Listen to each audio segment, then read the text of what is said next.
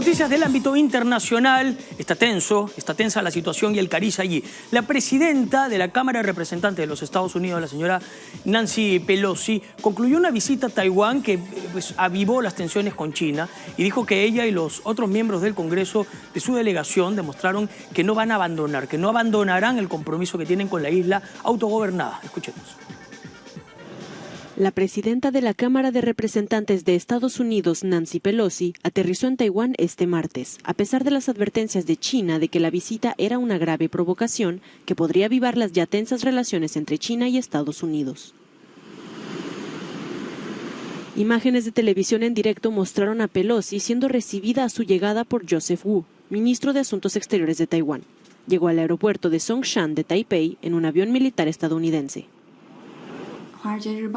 China advirtió que Estados Unidos asumirá la responsabilidad y tendrá que pagar el precio por la visita de Pelosi. El gobierno de Biden no le instó explícitamente a que lo cancelara, aunque trató de asegurar a Pekín que no supondría ningún cambio en la política estadounidense sobre Taiwán. China reclama a la isla como parte de su territorio que se anexionaría por la fuerza si fuera necesario y considera las visitas de funcionarios de gobiernos extranjeros como un reconocimiento de su soberanía. El panorama está sumamente tenso con lo que está pasando allí. Estos despliegues causan una gran controversia y encienden las alarmas, pero queremos llegar primero a escudriñar en el tema para entenderlo mejor y estamos con el analista internacional Ramiro Escobar, a quien le damos la bienvenida en Contacto. Muchas gracias por estar aquí, señor Escobar. Gracias por la invitación. Y queremos arrancar por el principio. ¿Por qué China, ante la visita de esta representante de los Estados Unidos, es que tiene esta iniciativa que ha alertado a todo el mundo? ¿Cómo está? Bienvenido. Gracias. Bueno, lo que pasa es que hay que entender que China no ve a Taiwán como otro país. En realidad, buena parte de la comunidad mundial tampoco lo ve como otro país. Apenas 13 o 14 estados, sobre todo el Caribe y Centroamérica, lo consideran un país y tienen relaciones diplomáticas a ese nivel, ¿no? ¿Cómo lo ven? ¿Como una provincia? Una provincia rebelde para los chinos, y además los chinos defienden desde la fundación de la República Popular en el año 49 y sobre todo en los últimos años la política de una sola China. Una sola China quiere decir Hong Kong, quiere decir Taiwán, quiere decir también Macao, en fin, todos los territorios que eran antes de China que fueron reincorporados y que ahora forman parte de China Popular. Lo que pasa es que Taiwán tiene un estatus como indefinido, ¿no? Funciona como un país, tiene un presidente, tiene unos ministros y entonces además es una potencia económica, ¿no? Claro. Considerado un tigre asiático.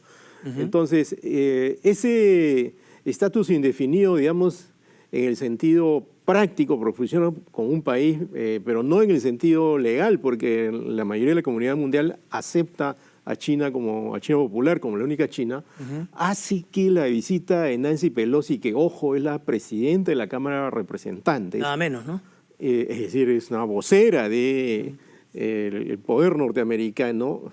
Le moleste mucho porque consideran que está prácticamente dando una suerte de bendición a este territorio, ¿no? Sí, y ahí quería llegar, porque esto se hace en medio de una gira que se está haciendo por Asia y ha permanecido al menos 24 horas en la isla. ¿Es un mensaje? A eso quería llegar. ¿Es un mensaje que se estaría dando? O en todo caso, ¿cuál es la lectura? Porque se ha dicho que Estados Unidos va a continuar con un apoyo, ¿no? Que no va a abandonar a los ciudadanos en Taiwán y demás. Bueno, Estados Unidos también considera que hay una sola China, que es China. Lo que pasa es que, paradójicamente, apoya militarmente a Taiwán. Claro. Hacen operaciones militares conjuntas. Y una cosa que ha dicho Nancy Pelosi, que es probablemente una de las cosas que más ha provocado experiencias en China, es que siempre va a defender la democracia en Taiwán, que es una manera de decir que en China no hay democracia. Lo cual, en términos reales, por lo menos la democracia que nosotros conocemos no funciona en China, ¿no? Es otro tipo de régimen, es un régimen de partido único. Pero lo que ocurre es que Estados Unidos tiene relaciones comerciales con China bastante intensas, a pesar de todo lo que se ha dicho, ¿no? Y el resto del mundo también. Entonces, si hay un movimiento peligroso, delicado, jugar con fuego, como han dicho los chinos en esa zona, estamos hablando de algo bastante preocupante a nivel global, no solo en la relación de Estados Unidos-China. ¿Qué es lo que podemos sotear nosotros en el panorama a corto plazo con todo este, digamos, escándalo que se ha armado y demás? ¿Qué es lo que se puede ver? ¿Se descartaría, usted cree, esto que está indicando de que podría esto devenir en un conflicto? ¿Esto se va a llevar por el lado diplomático? ¿Qué es lo que puede pasar a continuación? Bueno, yo creo que China y Estados Unidos no están interesados en una guerra. Algunas personas piensan que es la antesala de una tercera guerra mundial. Eso es bastante difícil, ¿no? Porque una guerra mundial implicaría a actores de otros países. Ni siquiera la Ucrania lo es, ¿no? Es una pregunta que siempre flota ahí, ¿no? El susto que provoca que dos potencias tengan este nivel de aspereza. Pero sí creo que, digamos, es algo que va a dejar huella, porque no ocurrió una visita de esta naturaleza desde hace 25 años, cuando Mike McConnell, un republicano más bien, fue a Taiwán. Pero bueno, como en ese momento Hong Kong estaba retornando a China, por esos años yo recuerdo haber ido justamente a Taiwán, puedo comentar un poco cómo es este país luego. Entonces no se le dio mayor importancia, además McConnell no tenía el nivel de representatividad que tiene Pelosi. Entonces, y China tampoco era tan poderosa en ese momento. 25 años atrás, otro panorama mundial, otras circunstancias, ya que ha tocado el tema. ¿Cómo los taiwaneses ven este panorama? ¿Qué es lo que atisban ellos? Bueno, mira, una cosa que es interesante que uno lo observa cuando está allá es que hay como una suerte de identidad taiwanesa y ya no china. Cuando yo estuve allá, logré percibirlo en cosas peculiares que tú veías en la calle, ¿no? Algunos tipos de comida. Recuerdo haber comido pues una sopa de culebra, me acuerdo de un mercadillo. Tienen ahí una música propia. Culinaria extraña, digamos. Bueno, extraña para nosotros, para ellos es lo normal, ¿no? Y en China también se comen animales que para nosotros serían, digamos, no formarían parte de nuestra dieta. Pero más allá de eso, es esa identidad propia taiwanesa que es crecido en los últimos años, ¿no? Estaba viendo una encuesta hace un rato, según la cual más o menos el 68% de los taiwaneses ya se siente taiwanés y no chino. Lo que va a contracorriente, lo que los chinos quisieran, que ellos también se sientan chinos. Ahora, esto tiene una implicación histórica muy compleja. Hay tandas de migración hacia la isla de Taiwán, que está frente a China continental, que vienen desde comienzo de siglo, cuando cae la dinastía Qing, la última dinastía china. Vienen también cuando se funda la República Popular, ¿no? Y además tiene población nativa, cosa que alguna gente desconoce, pero tiene una población nativa que vive allí en unos montes, yo recuerdo haberlos conocido. Sí. Y entonces eso hace que haya una suerte de identidad taiwanesa en formación y consolidándose, ¿no? Claro, muy fuerte y llegando a un punto en donde se puede hablar de una consolidación. En todo caso, se podría descartar cualquier tipo de conflicto armado debido a que hay unas relaciones allí económicas entre Estados Unidos y China fuertes, ¿no? Entonces, esto se vendría abajo en caso de un conflicto. China, estamos hablando de algo bastante importante, en una relación económica entre ambas potencias. Y fíjate, China es un país que tiene mucho interés en tener fortaleza económica y de hecho la tiene. En realidad, en ciertos años haciendo el balance del año ya ha sobrepasado a Estados Unidos.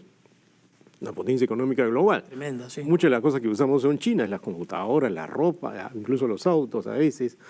Entonces, a China no le interesa que haya un conflicto bélico de esa envergadura y tampoco le interesa que haya un conflicto bélico en Ucrania. Por eso incluso ha tomado cierta distancia y hasta se ofreció a negociar.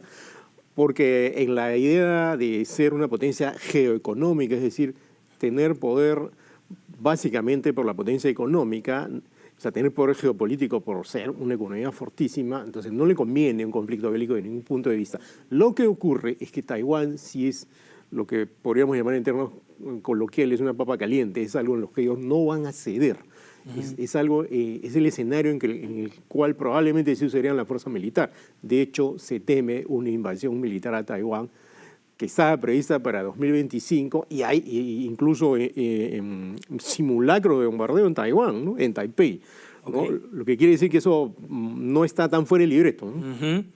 Esperemos que no se dé, ¿no? Definitivamente, o que de alguna manera se pueda arreglar por otra vía. Y estamos ahora mismo revisando un poco lo que ha sido esta visita a pantalla compartida, polémica, en medio de un resguardo también tremendo, ¿no? Que llega, pero el dato que das, además me parece importante que después de 25 años se da una incursión de una persona de tal envergadura del gobierno estadounidense hacia la isla. Y además es la primera vez que alguien de ese nivel viaja a Taiwán, ¿no? Y da ese mensaje sobre la democracia que es algo que siempre ha dicho Nancy Pelosi, además, no es nuevo en ella, siempre ha tenido una posición dura con China.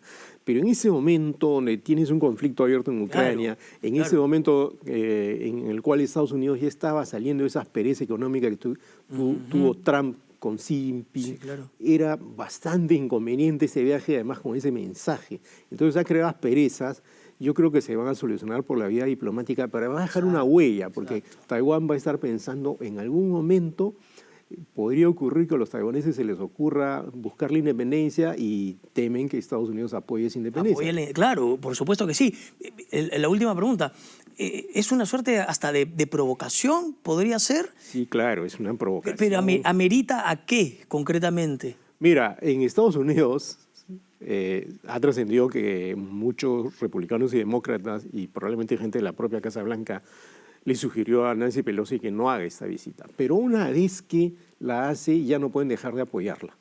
Es decir, ante las críticas ásperas de China, no sé si ha leído los comunicados, tienen un lenguaje poco diplomático, ¿no?